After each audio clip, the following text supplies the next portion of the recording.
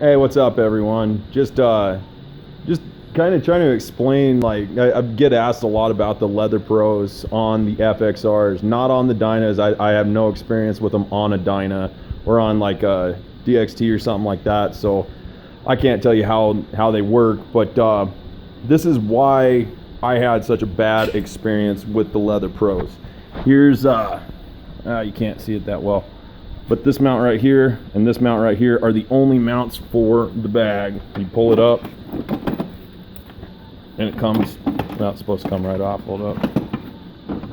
Yeah, see, there it goes. So what you're doing is you're relying on these two mounts. They look, I don't know, maybe a 1/2 inch bolt, maybe a little bit bigger, but that's what you're relying on for those bags. Now on the Dynas, if you look at them, here's the Dyna right here. That frame horn that it bolts through. God damn it, it's fucking dark in here. That frame horn that it bolts through, it's an integral piece of the frame itself. Like right here, welded on, comes all the way back, and this cover is just over the top of it, but it comes all the way back here. So these two mounting points that you would use for the bags, like that's a structural member of your frame actually. Whereas if you come over here to like an FXR frame, where they're bolted through is right here. It's one of these two holes, but it's bolted through there, and then you have an aluminum cover that comes out like that, and so you're relying on that aluminum cover and fender for your structural support. Yeah, over here I got a better one, but yeah, so you can kind of see right here, that's where the frame ends, and then your last bag mount's going to be right there.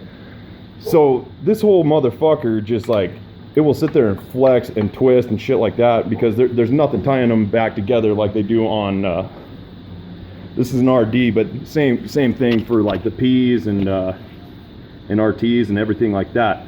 And it ties both of these bag rails together, and then you got support down here and shit that comes off of, like it bolts onto the frame. It just, like the hard bags make it way more rigid. So you can imagine, like right now, this bag's completely unloaded, and let me get it back on there.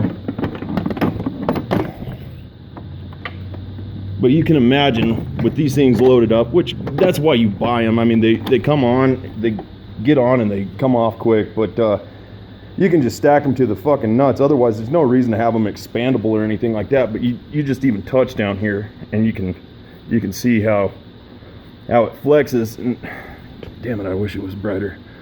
But like it just flexes that fender and that strut cover because that's all it's mounted through. So it felt like fucking a fat chick sitting on the back kicking her legs around like Oprah Winfrey or some shit. And that's, so if you're going fast, man, and that was a big thing, is the wind will catch them and sit there and start doing that shit with you. Like if you're going fast and you're in a high wind area or something, that's where I ran into it. And then also like in high speed cornering, because you got to imagine that shit's leaned over like that, and all it's doing up here is where that bolt's at, and it's just sitting there fucking doing this number, and neither one of them are in sync. So it just feels like a fat chick flailing her legs around, and it'll about put you in the ditch.